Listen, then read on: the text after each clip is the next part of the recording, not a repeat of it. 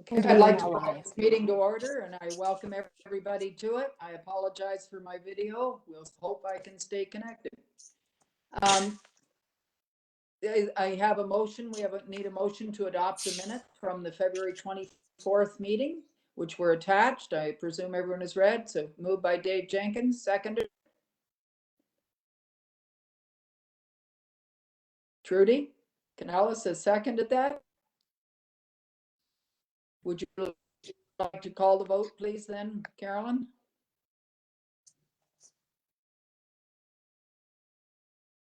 Ida McCallum. Yes. Trudy Canellis. Yes. Dave Jenkins. Yes. Dan Froese. Yes.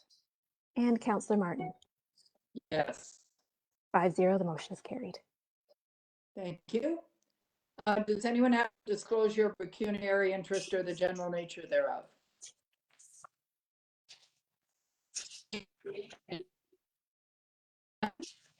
The reports and the first, would you like to speak to that? Yes, thank you, Madam Chair. Through you to PSB members. This is just a quick report to provide the board with an update on the OPP contract. So correspondence was sent to our 6 PSB member municipalities indicating that our contract with OPP expires at the end of June and requesting an extension to the contract until December 31st, 2021. All municipalities have submitted bylaws to this effect, and we anticipate that an additional request for a 1-year extension will be considered by municipal councils in September, which will take us to December 31st, 2022. And this will get us on the same billing cycle as most other municipalities who are served by OPP, and that'll help streamline the administrative process for OPP. So with that, I'd be pleased to answer any questions. It's really just an information report. Questions for Julie?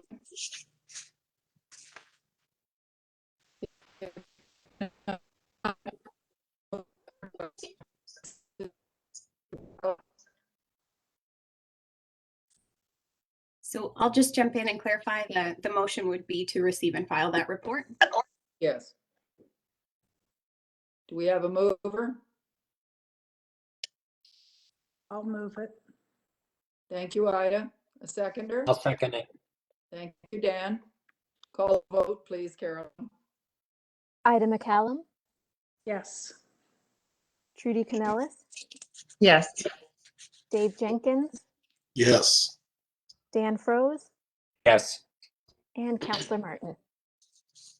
Yes. 5-0, the motion is carried. Thank you. And now the Elgin Group Police Services Board composition, which we've spent a lot of time on.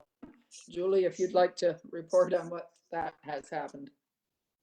Certainly. Thank you, Madam Chair, through you to members of the PSB. The purpose of this report is to provide the board with an update on the ministry's new framework for PSB boards. There's lots of background information included in the report, but I will keep it brief. Essentially, the new framework mandates that police services boards who are served by OPP are required to have a minimum of 5 in terms of composition. That minimum has no maximum. Sorry, the board phone is ringing.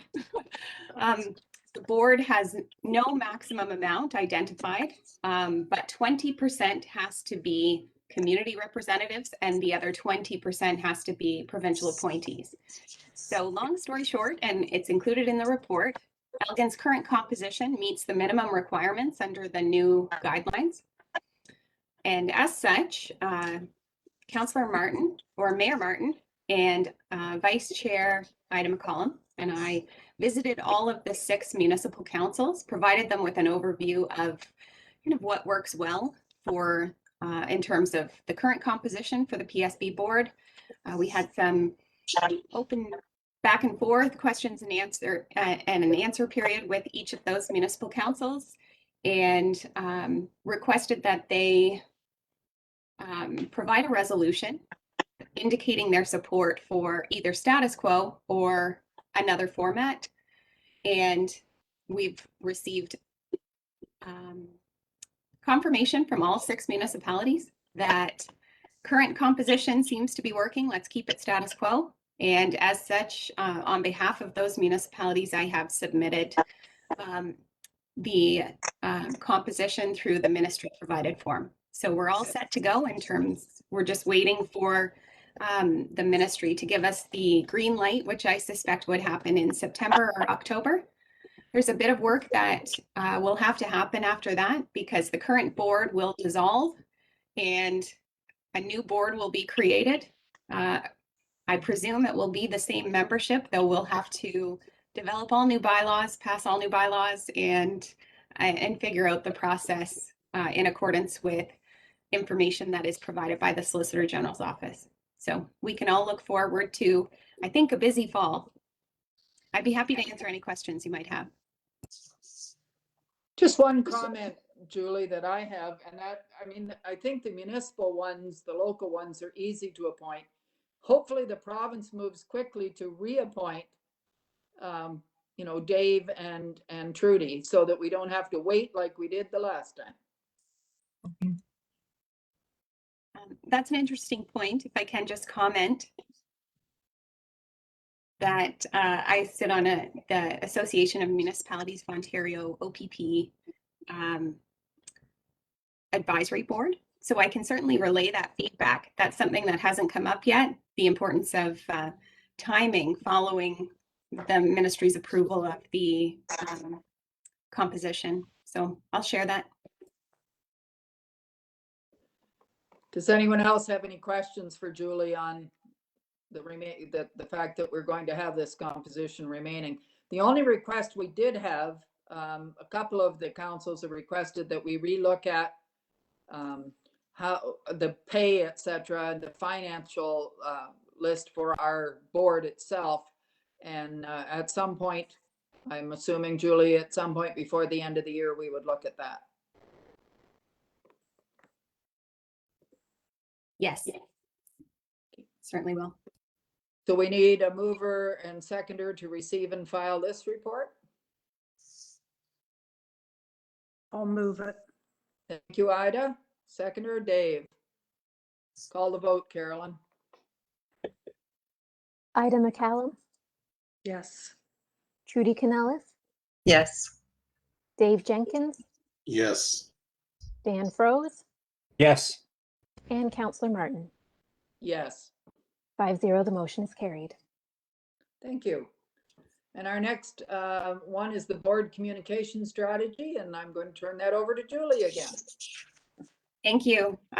So when the chair, vice chair, and I visited each of the municipal councils, we did hear from a couple of councillors that the board could do a better job communicating back to the municipalities about the great work that OPP is doing in our community. So I have just prepared a really high level, almost like a framework for communication strategy. But this is, of course, just a conversation starter. And if the board has any feedback about ways that we could improve how we communicate with our municipal partners, I'd be happy to incorporate it into the communication strategy. Essentially, it's a 5-step process that I'm recommending. The first one is something that we already do, which is to provide notice that these meetings are open to the public. We are obligated to do so 5 days prior to the meeting so that individuals can schedule accordingly and attend should they wish to do so. The second item is the website. So we do have a dedicated landing page on the county's website, which has the membership of the PSB on the website. We also post board agendas and minutes. We had the suggestion from one of the local councils that we distribute the minutes once they are available to each of the municipal partners. And that's a really easy thing for Carolyn to do. So Carolyn's committed to doing that after each board meeting. The annual report. So this already happens. The detachment commander, inspector sends out the annual report to all of the municipal partners, and then it's considered as part of correspondence within their council packages. Something that's new, and I believe this came up at one of the council meetings, but they seemed to be interested in having a presentation from the chair and possibly the detachment commander, inspector, at a local council meeting. So I guess it would depend on the chair's willingness, but important to perhaps make that offer to or extend that offer to our local municipal partners. If they'd like a year-end kind of 10-minute presentation about what's happening at OPP, we could do that roadshow. So that's what I've prepared.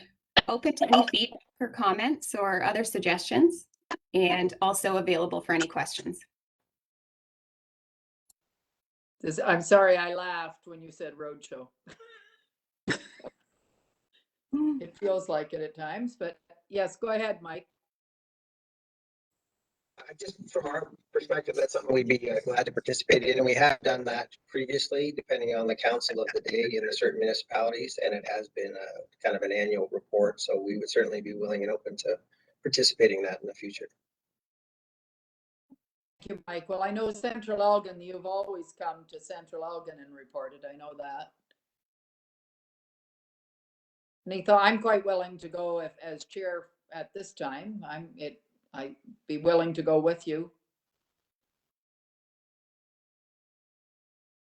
Any other comments on Julie's presentation here, or any questions about the presentation on how we're going to increase our communication to the councils?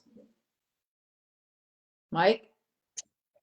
Again, I would just maybe add to the timing, if you're looking for setting up a structure, in order for us to complete kind of our annual report, we're really into the first quarter in the new year to have the stats to give a fulsome report on what took place the previous year. So if we could look at a spring road show or road trip, that would probably work best for us to gather the details and the data you would need. That makes sense to me. Yep.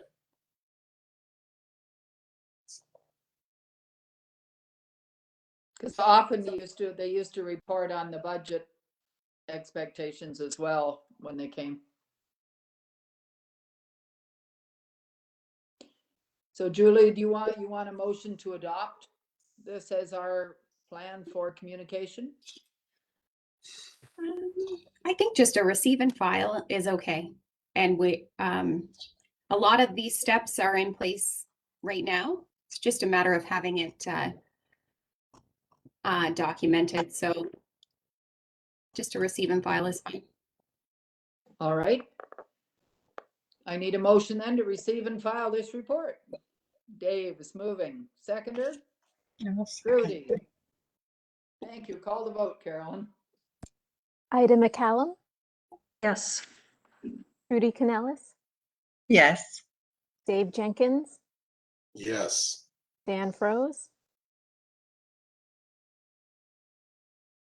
Ann Froese, Yes.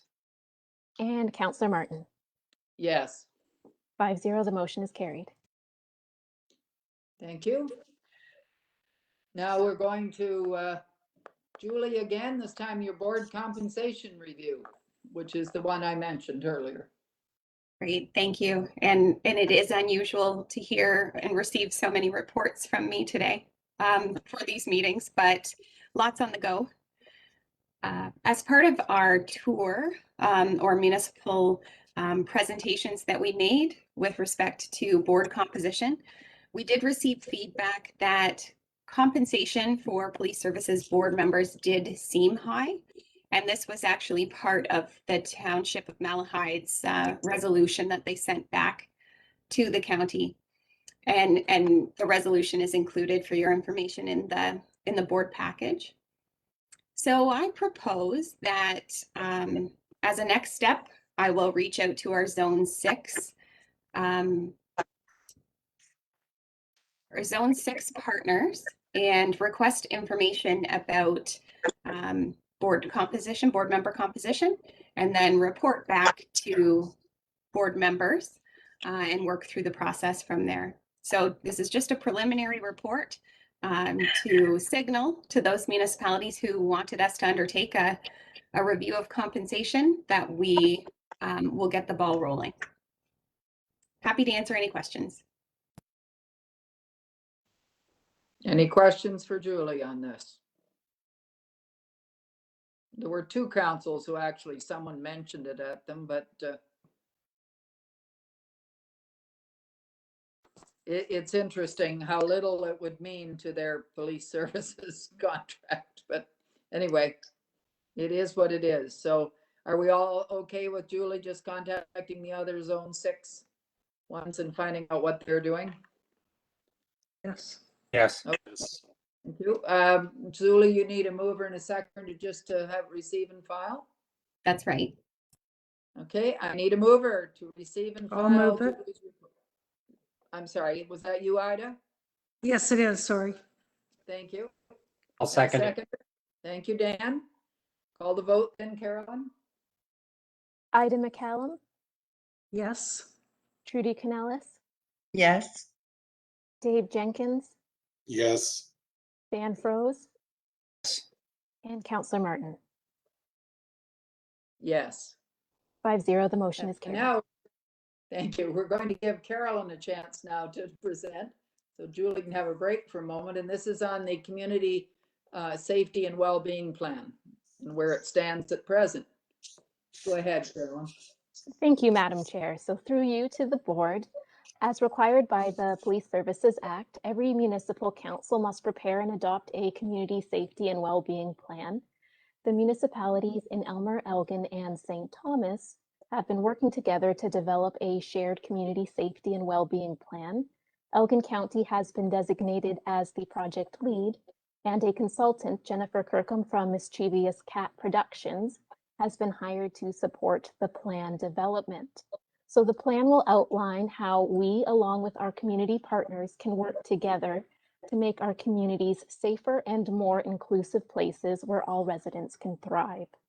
So the planning process began in the beginning of 2020, and after extensive consultations with local community organizations and residents, 5 priority areas have been identified in the plan. So they are education and skills development, housing security, mental health and well-being, public safety, and substance use and addiction. So an action table has been identified for each of these priority areas. The action tables will support the work needed in their priority area, and they'll work together to ensure that a collaborative response is achieved across all the 5 priority areas. A draft of the plan is currently being reviewed by the coordinating committee, and the final plan will be presented to the municipal councils for their approval in June. And with that, I would be happy to answer any questions. Okay, do you have any questions for Carolyn? I know I sat in on the mental health group that met and to work out plans and such, and there was real concern, I know, from some of the members of the committee when that was brought back, that most of the things we were already trying to do, it was just, doing the same old might not be enough. So I'm not certain what's happening with that one, but that was the only one that we heard much criticism for. And that was just because, we are doing things already, but we haven't seen much change, and it is very difficult for the number of people on the streets and those suffering from mental health issues and how to deal with it. Any questions? I'd like not- to ask one if I can, Madam Chair. Certainly, Dan. So how far in this journey are we, and how has COVID affected it, and like in a positive way or a negative way, I guess? Through you, Madam Chair, to Dan Froese. We are almost done the process. So the final plan has been drafted. It's being reviewed, and it will be presented to council next month. So it does need to be approved before July 1st, 2021 by all the local or all the participating municipalities.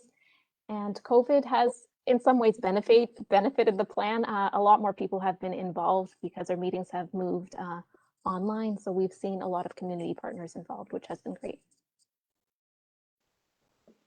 Thank you. Any other questions?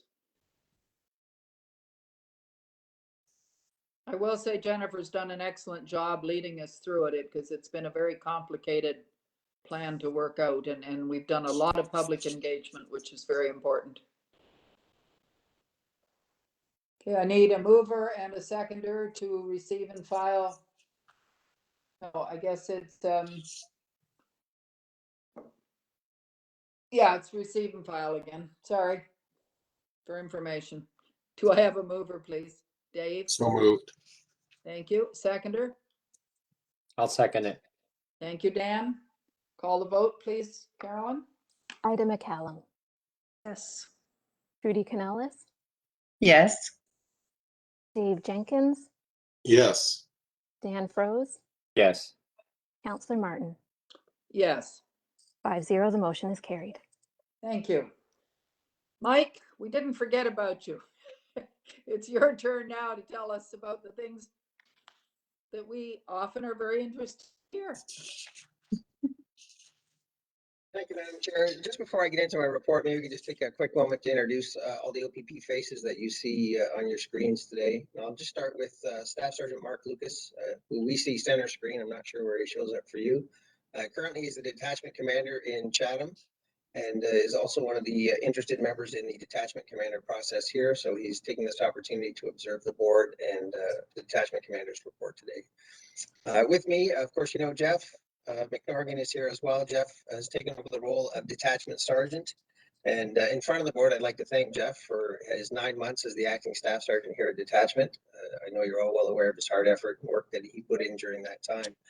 And just beyond Jeff, you'll see acting staff sergeant Lisa Liegler. Lisa took over for Jeff in March. To make sure I was right there. Lisa comes to us from Haldeman County, where she's been a OPP member for 28 years, and her experience and knowledge has also been a great asset these last few months as well. And she'll continue in the staff sergeant role until the detachment commander position is finished. Anyways, thanks for that short indulgence, and I'll move into the report.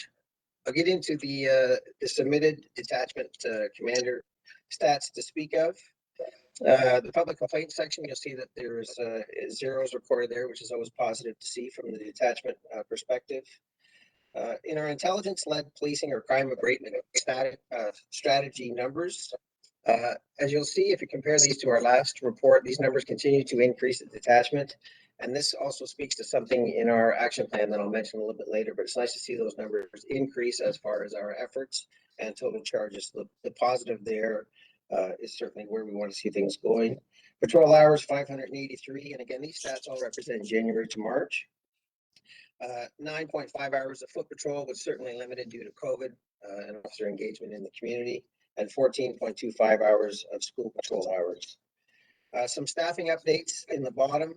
We've had some transfers into the detachment. PC Jeff Bowmaster transferred to Elgin about a month ago from Middlesex. The nice thing with Constable Bowmaster coming here, he's an experienced officer, was also one of our golden helmets. So as a result of that, he actually brings an extra motorcycle to detachment, which will enhance our motorcycle patrols, and that's going to be a benefit certainly this summer. We had some promotions as well. Detective Constable Derwin Veenstra was promoted to Traffic Sergeant in London, and Constable Mark McKillop was promoted to Sergeant as our Provincial Communications Center in London. Also, one of our detectives from our street crimes unit, it's not necessarily a promotion, but was successful in getting a full-time position in our criminal investigations branch here at Detachment. So some positive movement there. The award ceremony this past year was, again, because of COVID, canceled. So we look forward to this coming year. Hopefully we have a lot of members with 20 and 30-year service medals to be received, which is certainly well earned and will be appreciated by those members. Recently, 6 of our members received a divisional commander's commendation for their investigative excellence in an impaired driving caused death investigation in Malahide. And I'm sure the board will remember we spoke about this earlier that resulted in the death of a 25-year-old male. So the chief recognized the good work done by the members here at Detachment. Moving into our the next category as far as target media releases, a lot of our media information led strongly with COVID, and then with our ATV program here in the spring. We currently have a focused ATV patrol ongoing in Dunwich and West Elgin in the west end of the county, and our Safeguard Ontario and Lock Her Loser programs have greatly been reduced this year because of COVID. Our emergency EOC continues, and our COOP planning also. Moving into the motor vehicle statistics, probably the best number that we'd like to see there is currently we have no fatal motor vehicle collisions in Elgin County this year. And in conversations with Jeff, I believe it's been since last June since we've had the fatal collision. So positive news for us, certainly positive news for the people of Elgin County as far as public safety is concerned. Additionally, our personal injury collisions are down approximately 30% year to date, which is also positive to see. Though there is an increase in our property damage collisions, and again, this can tie into our car deer collisions as well. So those are the property damage collisions that we talk about often. That's it for that group of pages. If you can move over to the violent crime page, as you can see, a number of those crime areas continue to reduce. Certainly the one I would draw your attention to, a decrease of 27% in criminal assaults, is a positive in our eyes. And again, nothing really to point to the reason why, but it just is a positive move in those numbers. Moving down into property crime, no real great changes. Theft under is down by 27%, which is a positive as far as our numbers. And again, we'd like to take the credit for it, but we talk about COVID and people are home, so we're not having as many thefts and break and enters as opposed to previous years. Down in the drug crime section, you'll see a 200% increase there. And I will just want to attribute that to our community street crime unit that I talk about often. Recently, they've had some successful warrants, and their numbers contribute to those positive numbers. So it's not that drug occurrences are going up, it's their hard work is paying off. Moving into clearance rates, I'll just mention that our clearance rate for 2021 is at 21.7%, which is the highest I've certainly seen it since I've been back here to Elgin County. We usually sit around that 15 to 16% rate. And again, I'll attribute that to the hard work of our community street crime unit. So I know that's something I'll mention in our action plan as well. It's a key tool here for us at Detachment in solving criminal activity.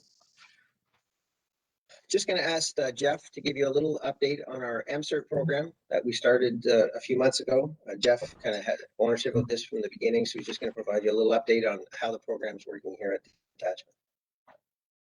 Thank you, sir. Good afternoon to the board. I'll remind everyone that the MCERT program stands for Mobile Crisis Response Team. We have a CMHA worker that's embedded in our detachment now that rides along with officers and mainly responds to calls that deal with mental health for those who are in crisis. We went operational March 22nd. I'll give you some stats that we've gathered since then. So live calls for service. So that would be our MCERT team works Monday to Friday 8 to 4 right now. So live calls for service would be calls that come in while she's working, and her name is Nadine, and she's great. So we responded to 24 live calls for service. She's followed up on 111 calls, and so that would be calls that would come in after hours. So anything outside of Monday to Friday 8 to 4. We obviously still receive calls for service that deal with mental health and those in crisis. So we task that unit for follow-up. And at that point, Nadine and the officer would reach out and offer any assistance they could. Hospital diversions, we've had 34. And Nadine has also provided over 200 community referrals.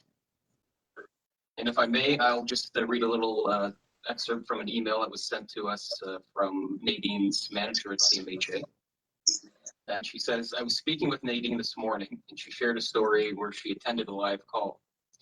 A call that she that typically would not be tasked to MCERT, so something that didn't necessarily have to deal with mental health or somebody in crisis. However, Nadine and the officer went and ended up speaking with the individual involved in the occurrence, who was a mother, and Nadine asked how she was feeling. So the mother immediately started to cry, and the mother was unable to, or the mother was able to connect with Nadine and express how overwhelmed she's been. And Nadine is completing a follow-up call with her this week. So this is just one of many, many great stories that Nadine has and that our MCERT team have. And we really pride ourselves on thinking outside the box as well. So using this team for calls that necessarily don't specifically deal with mental health. So she's been a great asset all around. Other than that, a great response back from the community and as well from our officers, very, very engaged in this program, and we're happy to have her. So thanks to the board, and any questions I'm happy to take that are answered program. Thank you, Jeff. I appreciate hearing that. And just do it. Any members of the board have either questions for Mike on the statistics or for Jeff on the new program?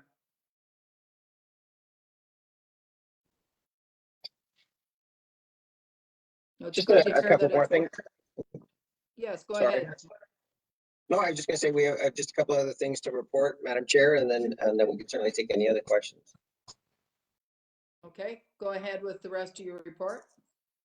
Actually, I'm going to ask Acting Staff Sergeant Lisa Liegler to report on our half-load season.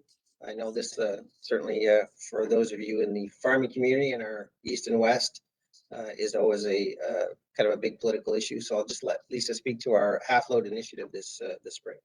Thank you, Inspector. Good afternoon to the board. So we did our focus patrol for the half load initiative for the load restrictions. We were able to dedicate 39.5 hours to it.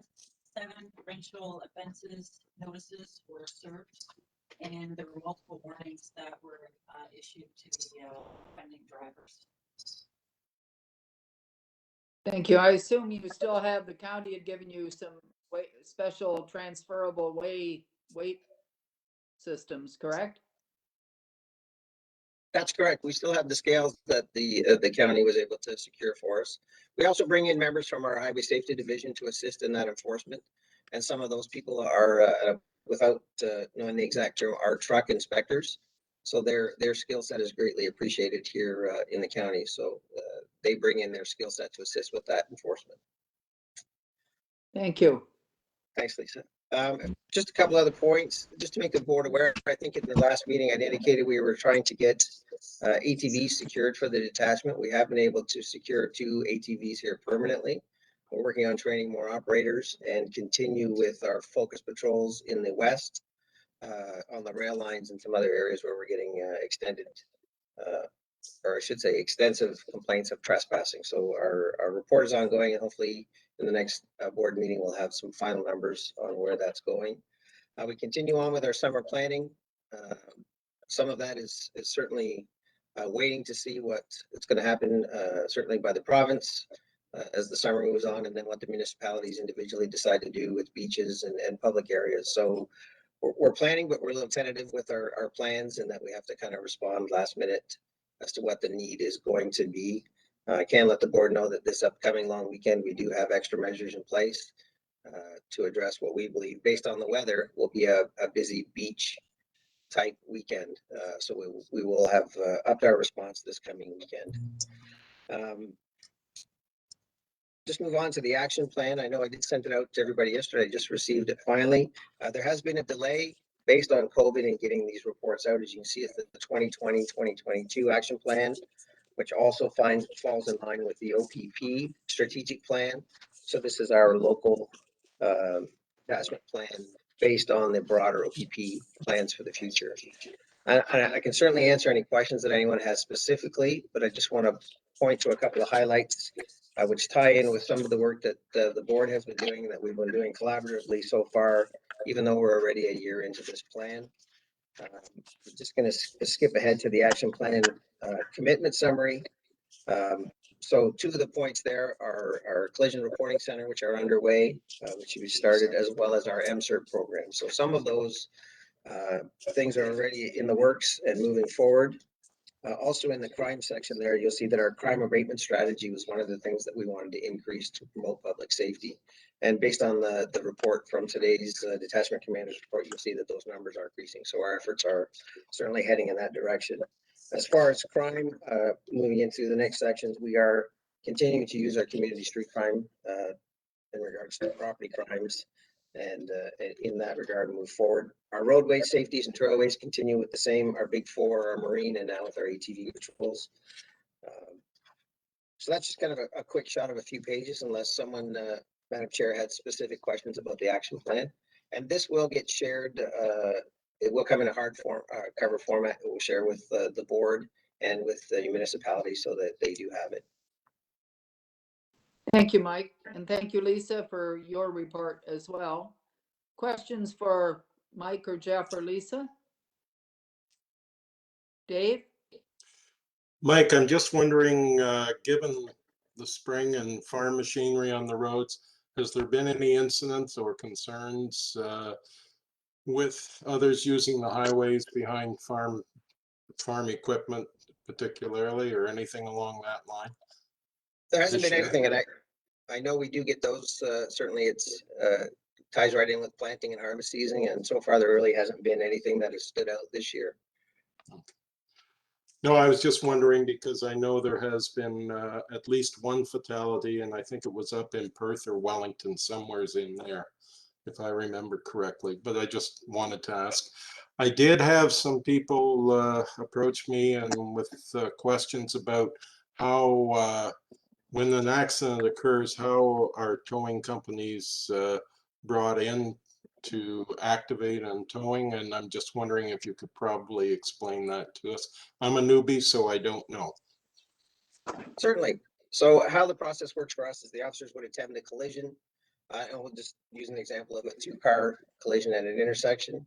As our local policy state, the role is to ask the owner of the motor vehicle who they would like to tow if they have a preference. So if a preference is indicated, then that's who will be requested. It's always the number one point when they get to the scene. If not, they will then ask for the closest tow to that location. And again, that's just based on geography and timing to clear the roadway. For us, it's dictated by the officer's decision after the owner's request has been made. Just in regards to towing in general, I just can let the board know that the Ministry of Transportation, as well as the Solicitor General's office, is currently undertaking a review of all towing in the province of Ontario. They're looking at specifically the legislations that controls towing, tow companies. Certainly the Consumer Protection Act is involved in there. And I can also advise the boards that all police service, including the OPP, are currently undergoing a review of tow policy and how things will roll out in the future. It's kind of at a high level at this stage with the ministry. And then once that's sorted out, we will then work through our local policies here at Detachment, which will be in line with the new ministry direction on towing. Thanks, Mike. Thank you. That is interesting, Mike, because my husband had a very negative experience with an accident in South London, and a towing company that picked up the car but wouldn't let us get it back for 4 days and charged us to store it. So it was interesting. That is part of the scope of this review, and there is some certainly concern on part of the government and the community at large to some of the less than honorable practices of some tow companies. So without getting down into the weeds how far this will go, there will be changes, and we will obviously fall in line with the new policy and then have a local policy as well. Thank you. I like the very fact that you give the person an option or a choice to start with. If I may, Madam Chair, Certainly. Go ahead, Dan. I'm changing gears a bit, going back a bit. So this half load road season thing, I guess my question would be, so very frustrating. Yes, I'm assuming 90%, and that's just a rough guess, of farmers live on half road. half roads, load roads. So how did so the way I understand milk and feed are okay, but seed and fertilizer are not. Like that how did we become to that point, or what's the justification? So I can let you know what, again, I'm not gonna overstep my boundaries, and either Lisa or Jeff, or Mark for that matter, may know a little bit more, but essentially there are high level allowances for farming when it becomes to, as you indicated, dairy, cattle. However, when you get into some of those other areas, there are no exceptions. The exceptions are very clear in the Act at that high level, and it doesn't get down into the lower levels. And I can let you know that each year that we run this campaign, there usually is some issues with smaller companies who have been told that they're exempt by municipalities, which they actually don't have the authority to do. The Act only allows for those exemptions listed specifically.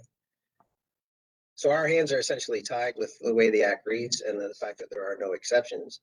And of course, the municipalities are certainly the entity interested in having the half load season initiative completed, because the damage to the roads with the heavy trucks is obviously at a cost to the municipality.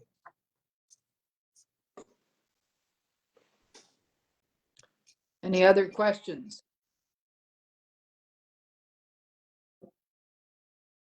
If not, I very much appreciate your report and your the other report as well, your action plan. We thank you very much for that, even though it is almost a year into it. So if we have no other questions, do we just, Julie, can we just receive and file all of Mike's reports? And Lisa's and Jeff? Yes. Yes. So we'll have a motion to receive and file all the reports given from the police themselves. We need a mover. I'll move it. Thank you, Trudy. And a seconder, Dave. Would you call the vote, please, Carolyn? Ida McCallum, Yes. Trudy Canellis, Yes. Dave Jenkins, Yes. Dan Froese, Yes. and Councillor Martin. Yes. 5-0, the motion is carried. Thank you.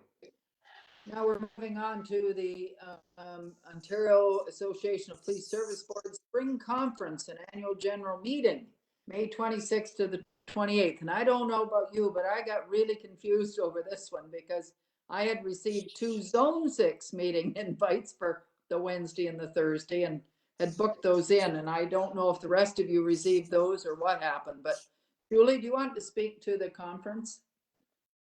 Certainly. So the conference is quickly approaching. It is next week. And Carolyn could confirm whether any members have expressed an interest in attending. Yes, we do have a member registered to attend. Great.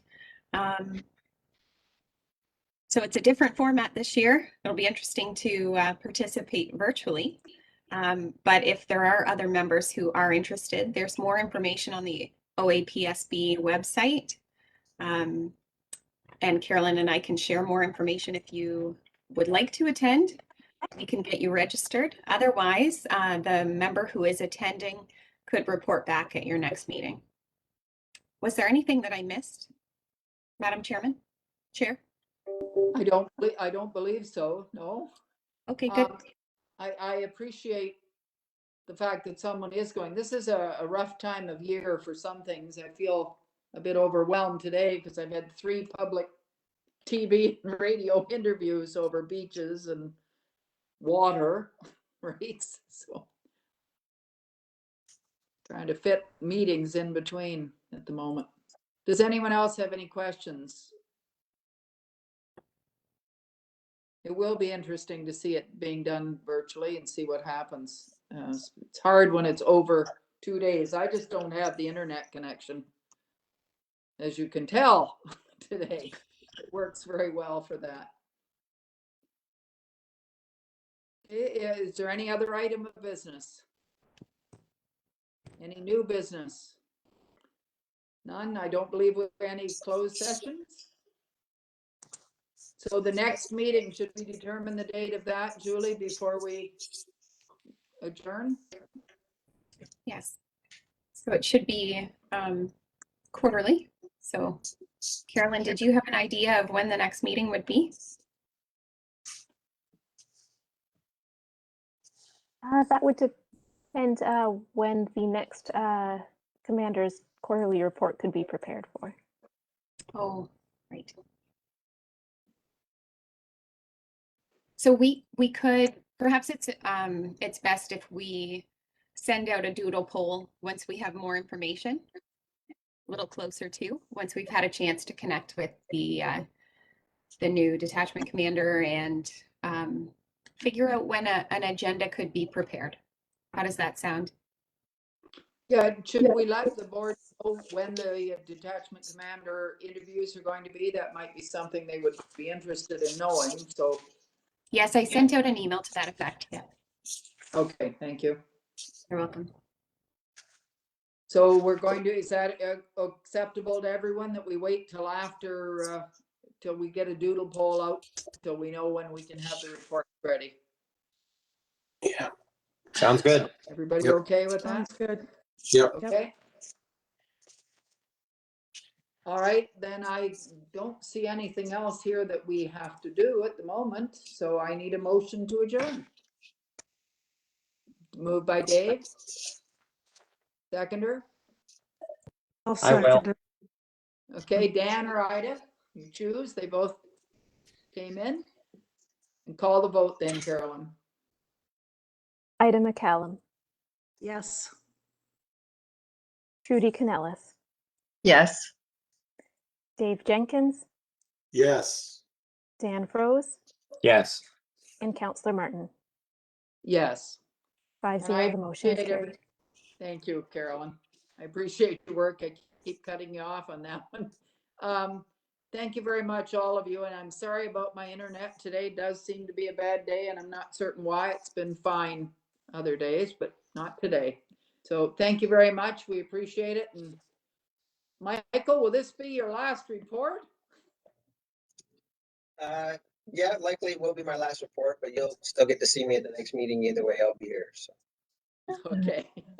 Very good. Thank you. Thanks, all of you. Thank you, Sally. thanks, everyone. Thanks.